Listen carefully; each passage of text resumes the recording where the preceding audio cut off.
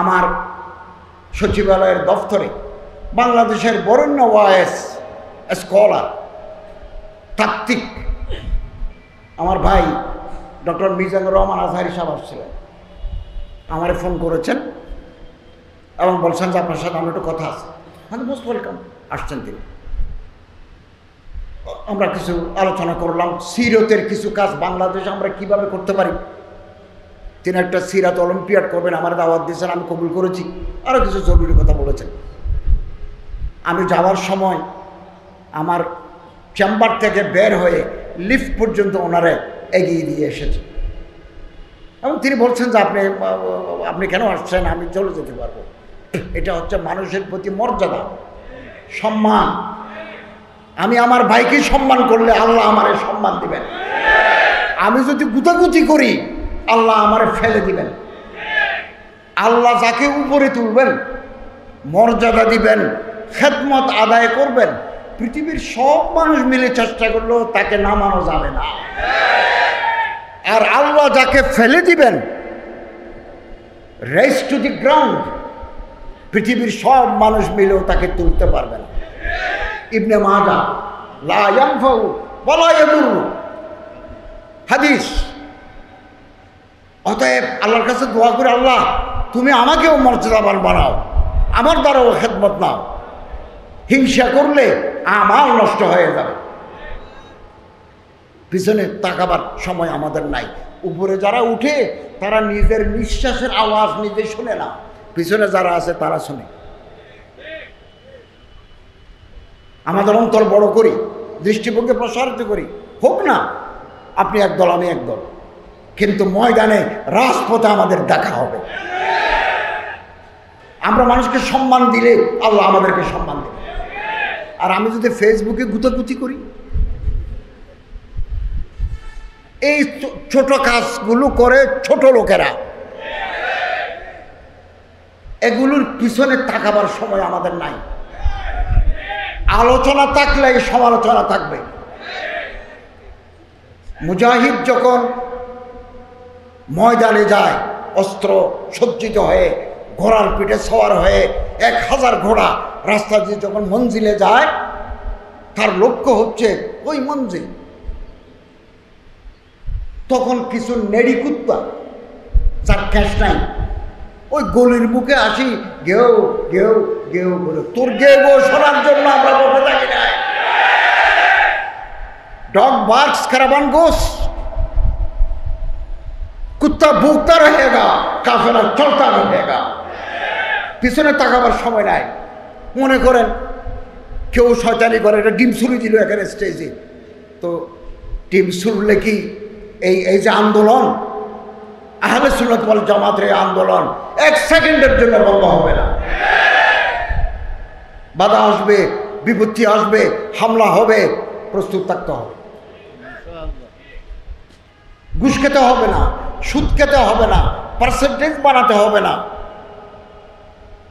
কানাডায় বেগম পাড়াতে বাড়ি বানাতে হবে না। কি একথা আমি নির্দ্বিধায় বলি, এদেশের মূল ধারার কোন আলেম, কোন পরহেজগার, দিনদার, আল্লাহ বলা মানুষের এদেশের টাকা লুট করে বিদেশে তারা বাড়ি করেন নাই। নান নজির নাই, নজির নাই। এদেশ আমাদের, এদেশ আমরা কাউকে ইজারা দিই নাই, এদেশ আমাদের। পূর্ব দিগন্তে নতুন সূর্য উঠবে, উঠবে। এটার জন্য আপনারা আমাদের অপেক্ষায় থাকতে হবে। আমাদের একটু কোরবানি দিতে হবে আমার ভাইয়ের জন্য। আমি দাঁড়ালেই না আমার ভাই আমার চেয়ারে বসতে পারবেন, আমি অকুপাই করে থাকলে তো বসতে পারবেন না। আমি বড় বড় নেতাদেরকে বলেছি, বড় বড় একেবারে টপ নেতাদেরকে বলেছি, জাতির এই ক্রান্তিকালে আপনাদের এগিয়ে আসতে হবে। আমরা 22 জনে দেশ চালাই, রাষ্ট্র। আমি একমাত্র মাদ্রাসার ছাত্র। আগামী দিনে দিন যে আরো আছে, আগামী দিনে কেবল 5 বছর চোখে দেখি কেন, আরো 50 বছর চোখে দেখবো না? লং টার্ম টার্গেট, এই লং টার্ম টার্গেটে আপনারা আলেম দিনদার পরহেজগার মানুষকে দিয়ে রাষ্ট্র পরিচালনার জন্য তৈরি হন। আপনারা ইতিমধ্যে জেনেছেন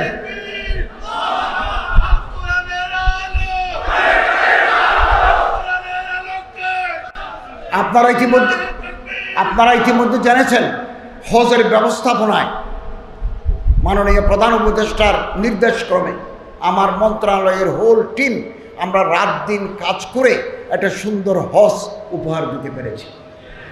এবং সুযোগ সবসময় আসে না, একটা সুযোগের জন্য 50 বছর অপেক্ষা করতে হয়। এখন একটা বিপ্লবের মাধ্যমে, একটা গণজোয়ারের মাধ্যমে, গণ অভ্যুত্থানের মাধ্যমে একটা অন্তর্বর্তীকালীন সরকার আমরা দায়িত্ব নিয়েছি। আমরা আগামী সরকার ঘোষণা করেছে ফেব্রুয়ারি মাসে এটা জাতীয় নির্বাচন, free, fair, impartial and inclusive আমরা একটা নির্বাচনের ঘোষণা দিয়েছি। রাজনৈতিক দলগুলো একমত হলে আমরা আশা করি একটা সুন্দর ইলেকশন আমরা জাতিকে উপহার দিয়ে আমরা পুরানা ঠিকানায় ফিরে যাব, এটাই আমাদের ঘোষণা। এবং আমাদের চিফ অ্যাডভাইজার মহোদয় বলে দিয়েছেন আগামীতে যারা রাষ্ট্র সরকার গঠন করবে তিনি কোনো পদ গ্রহণ করবেন না, পদ নেবেন না, ঘোষণা দিয়েছে। অল্প সময় হাতে আছে। আমরা যারা রসুলের উম্মত, আল্লাহ রসুলকে মহব্বত করি, হজরতের আদর্শকে আমরা লালন করি, এই দেশে এই দেশ সিরাতে রসুলের আলোকে পরিচালিত হোক এটা চাই। আমাদেরকে কাছাকাছি আসতে হবে। সুযোগ বারবার আসে না, সুযোগ হাতছাড়া হয়ে গেলে বিলাপ করা ছাড়া আর কোনো পথ থাকবে না। একটা পোলারাইজেশন ইজ গোয়িং অন, চলছে। কাছাকাছি আসি, কাছাকাছি আসি। আমি ধর্ম উপদেষ্টা হিসেবে, ধর্ম মন্ত্রণালয়ের দায়িত্বের হিসাবে আমি দেওবন্দি, বেরলভি, বাইতুল শরফ, সরসিনা, আহলে হাদিস সব জায়গায় যাচ্ছে। শুধু তাই নয়, আমার মন্ত্রণালয়ের অধীনে হিন্দু, বৌদ্ধ, খ্রিস্টান ট্রাস্ট আছে, ওখানেও যাই। হিন্দু বৌদ্ধ কল্যাণ ট্রাস্ট আছে, আমি চেয়ারম্যান, পদাধিকার বলে ওখানেও আমরা কাজ করি। এই দেশ সাম্প্রদায়িক সম্প্রীতির দেশ। বাইরে নানা মিথ্যা প্রপাগান্ডা চালাচ্ছে, এখানে অন্যান্য ধর্মের লোকেরা ধর্মকর্ম পালন করতে পারে না, এ জাতীয় কথা বিভিন্ন পত্র পত্রিকায়, আন্তর্জাতিক মিডিয়ায় প্রচার হচ্ছে। এটা অসত্য তথ্য। জাতিসংঘ থেকে প্রতিনিধি দল আসলেন, আমি ক্যাটেগরিক্যালি তাদেরকে বলেছি যে আপনি যান, please go to the churches, to the mandaps, আপনি এখনই যান। প্রতিটি মণ্ডপ, মন্দির, প্যাগোডা, চার্চেস, মসজিদে যার যার ধর্ম সেটা পালন করছে, কোনো বাধা নাই। এখানে আগে থেকে একটা টলারেন্স, মিউচুয়াল আন্ডারস্ট্যান্ডিং, পারস্পরিক মহাব্বত, পারস্পরিক ভালোবাসার একটা পরিবেশ তৈরি করছে। কিছু দুর্বৃত্ত আমাদের এই সম্পর্ককে বিনষ্ট করে ঘোলা পানিতে মাছ শিকার করতে চায়। আমাদেরকে সচেতন থাকতে হবে। ঐক্যবদ্ধ শক্তি, ঐক্যই শক্তি, শক্তিই শান্তি। হুজুর আকরাম সাল্লাল্লাহু আলাইহি ওয়াসাল্লাম বলেন, দুনিয়ার সমস্ত মুসলমান এক শরীরের মতো, কাজাসুদ্দিন ওয়াহিদিন, করজুলিন ওয়াহিদিন, এক দেহের মতো। ইস্তাকা আইন, ইস্তাকা রাসু, ইস্তাকা রাসু, ইস্তাকা কুল্লু। পায়ে যদি গুতা খায় চোখ দিয়ে পানি আসে। পৃথিবীর কোনো প্রান্তে যদি কোনো মুসলমান বিপদগ্রস্ত হয়, আন্দর কিল্লার মানুষের চোখে পানি আসে। এটাই ওয়াহদাতে উম্মাত, এটা উখুওয়াত, it is a Muslim fraternity. এটা আমাদের বহাল রাখতে হবে। ये बाद मुखालिफ से न घबरा अयुकाब, ये तो चलती है तुझे ऊंचा उड़ाने के लिए। আমি মনে করেন দুটো অনুষ্ঠান করে এখানে এসেছি, একটু পরে আমি চলে যাব ঢাকা। এবারেই প্রথম আমি আলহামদুলিল্লাহ বাংলাদেশ সরকারের পক্ষ থেকে ইসলামাবাদে ইন্টারন্যাশনাল সিরাত কনফারেন্সে বক্তব্য রাখব। এটা শেষ করে আমি তেহরান যাব। আরেকটা ইন্টারন্যাশনাল কনফারেন্সে তেহরানে, ইরানের রাজধানী তেহরানে বক্তব্য রাখবো on behalf of Bangladesh government and the people. এবং বাংলাদেশের মুসলমানরা, জনগণ ইসলামের জন্য খেদমত করছেন, ওটা আমি সেমিনার ওখানে তুলে ধরবো ইনশাআল্লাহ। তো মানুষ কেন একজনের বিরুদ্ধে আরেকজনের আগে? এর একটা মনোবৈজ্ঞানিক কারণ আছে। প্রফেসর আবু বকর রফিক সাহেব, প্রফেসর মৌলানা আল্লামা আবু রহমান সাহেব মতো তো আমি হতে পারি নাই, আপনি হতে পারেন নাই, এই মর্যাদায় পৌঁছতে পারেন নাই, এই একাডেমিক এক্সেলেন্স আপনার নাই, আমার নাই। তখন আমার কলিজার ভিতরে আগুন জ্বলে, আমি গ্লানিতে ভুগি। এটা মনোবৈজ্ঞানিক কারণ। তখন করি কি, ওই যে পকেটের ভিতরে মোবাইল একটা আছে, ওখানে যাই গুতা দিই। আল্লাহ যাকে উপরে তুলবেন, মর্যাদা দিবেন, খেদমত আদায় করবেন, পৃথিবীর সব মানুষ মিলে চেষ্টা করলেও তাকে নামানো যাবে না। আর আল্লাহ যাকে ফেলে দিবেন,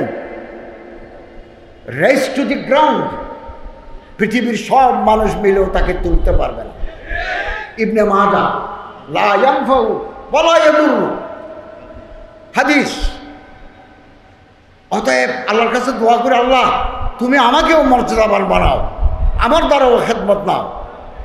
হিংসা করলে আমার নষ্ট হয়ে যাবে। পিছনে তাকাবার সময় আমাদের নাই। উপরে যারা উঠে তারা নিজের নিঃশ্বাসের আওয়াজ নিজে শুনে না, পিছনে যারা আছে তারা শুনে। আমাদের অন্তর বড় করি, দৃষ্টিভঙ্গি প্রসারিত করি। হোক না আপনি একদল আমি একদল, কিন্তু ময়দানে রাজপথে আমাদের দেখা হবে। কেন আমরা এত ছোট? কেন আমরা বড় হতে পারি না? আল্লামা ইকবাল রহমতুল্লাহ আলাইহি বলেন, মঞ্জিল সে আগে বড়কর মঞ্জিল তালাশ কর। মনে করুন আমি চট্টগ্রাম ইউনিভার্সিটির ছাত্র, আপনি চট্টগ্রাম বিশ্ববিদ্যালয়ের ছাত্র, মাস্টার্স করে আপনি পিএইচডি করবেন লন্ডন ইউনিভার্সিটিতে, ফ্রাঙ্কফুর্টে করবেন জার্মানিতে, খরতুমে করবেন। আরও মঞ্জিল আছে। मंजिल से आगे बढ़कर मंजिल तलाश कर, मिल जाए तुझे दरिया तो समंदर तलाश कर। दरिया যদি পাও সমুদ্র তালাশ করো। हर शीशा टूट जाता है पत्थर की चोट से। পাথর মারি দিলে জানালার গ্লাস ভাঙি যায়, এটাই নিয়ম।